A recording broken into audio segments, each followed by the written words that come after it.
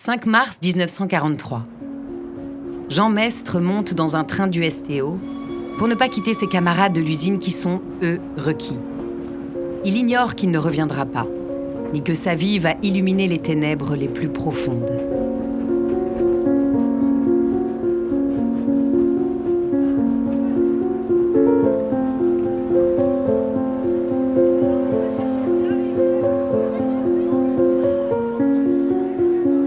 Jean Mestre naît à Paris le 14 juillet 1924. Une naissance sous le signe de l'espérance dans une famille déjà frappée 6 fois par le deuil en bas âge. Sa mère, veuve, travaille comme concierge chez des religieuses, les filles de la charité. Jean est son seul enfant. Elle l'élève seule, avec sévérité, mais aussi un amour profond. C'est à la paroisse Saint-Bernard de la Chapelle qu'il est confirmé le 25 juillet 1935. Après son certificat d'études, Jean apprend le métier de tourneur-fraiseur et trouve rapidement du travail dans l'usine La Licorne de la banlieue ouest de Paris. Il mène une vie simple, une vie d'ouvrier. En parallèle, il s'engage dans la section de la Goutte d'Or, de la jeunesse ouvrière chrétienne, la JOC, un mouvement créé en 1925 qui cherche à rendre le Christ présent dans le monde du travail. Jean sort très peu, racontent sœur Marguerite et sœur Jeanne, deux religieuses qui l'hébergent. Il admire les héros, avec une préférence marquée pour Mermoz, l'aviateur, et est déjà tout entier donné, à sa mère, à ses camarades, à Dieu. À l'usine où la moralité est au plus bas, Jean tient bon. Il résiste à l'ambiance lourde, aux blagues obscènes, aux pressions. Il garde une âme droite et il rayonne, à tel point que certains ouvriers se moquent d'abord, puis finissent par l'admirer. « Maintenant, les copains m'appellent Jésus-Christ », dit-il en souriant, mi-étonné, mi-timide. Il n'a que 18 ans quand il s'engage pour le service du travail obligatoire imposé par les nazis en février 1943 pour participer à l'effort de guerre. Il part, librement et presque heureux, comme il le dit lui-même, pour partager la rude épreuve qu'ils vivent sur place.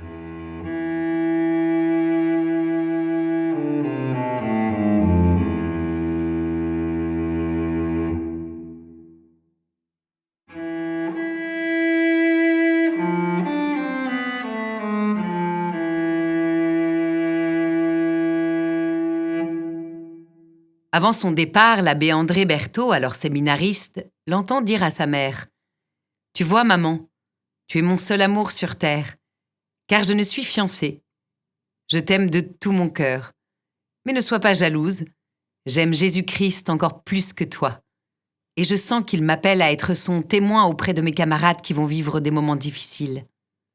Pardonne-moi si je te fais de la peine. » Arrivé en mars 1943 à Brunswick, en Allemagne, Jean est employé dans l'entreprise Bussing-Nag.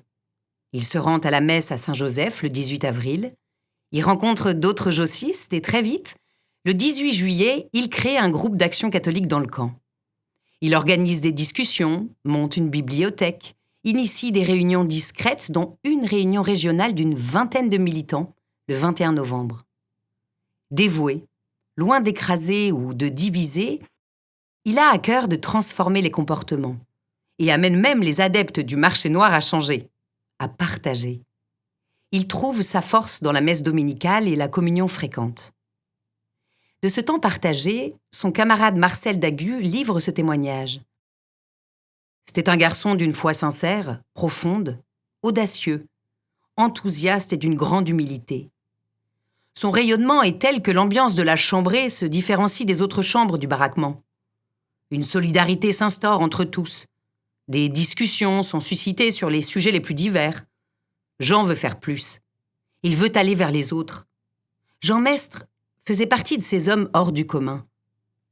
J'ai conservé de lui le souvenir vivace et lui voue une grande admiration. Mais ce zèle attire l'attention, à commencer par celle de ses patrons. Mis en demeure par les Allemands de mettre un terme à ses activités, interdite depuis l'ordonnance secrète de Kaltenbrunner du 3 décembre 1943, Jean n'en tient aucun compte. Il continue. Il sait les risques d'un tel apostolat. Fidèle à son idéal jossiste, il les assume.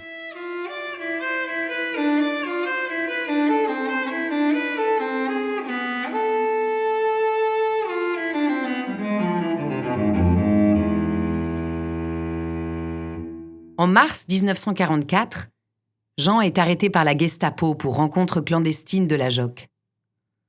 Après un interrogatoire mené brutalement, il est arrêté pour activité religieuse et envoyé dans la foulée au camp disciplinaire 21 de Wattenstedt-Allendorf, une annexe du camp de concentration de Neuengamme. Il en sort 1 mois plus tard, mais ce n'est plus le même Jean. Son corps est affaibli. Il souffre d'une pleurésie. Admis dans le dispensaire du camp le 21 avril, transporté en catastrophe lors d'un bombardement, son état empire. Le 4 ou le 5 mai 1944, Jean Mestre meurt d'épuisement, à même pas 20 ans. L'affiche indique bronchite et pleurésie purulente. Mais la vérité est ailleurs.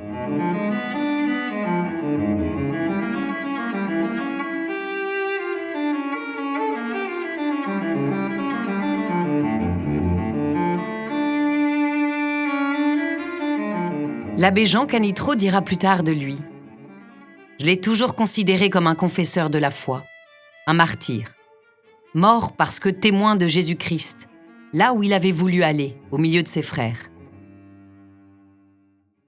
Ce témoignage, humble et puissant, donné dans la grisaille d'une vie d'ouvrier, dans les ténèbres d'un camp de travail, trouve enfin sa pleine lumière. Sa vie offerte, son chemin de foi et sa fidélité au Christ sont pour aujourd'hui encore un exemple fécond. Reconnu bienheureux, Jean Mestre est béatifié le 13 décembre 2025 à Notre-Dame de Paris, avec 49 autres Français morts en haine de leur foi, martyrs de l'apostolat.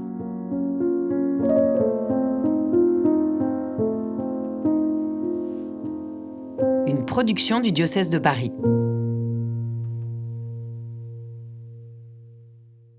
Cette série de podcasts est produite et réalisée par le service communication du diocèse de Paris avec la voix de Clémence de Vimal. Elle a été adaptée par Véronique Fruchard et Étienne Castelin à partir des ouvrages d'Armand Duval, Missionnaire et martyr, 51 témoins du Christ face au nazisme, aux éditions Salvator, et de Monseigneur Charles Molette, Martyr de la résistance spirituelle, aux éditions François-Xavier de Guibert. L'enregistrement, le montage et le mixage ont été réalisés par Cyprien Truchot.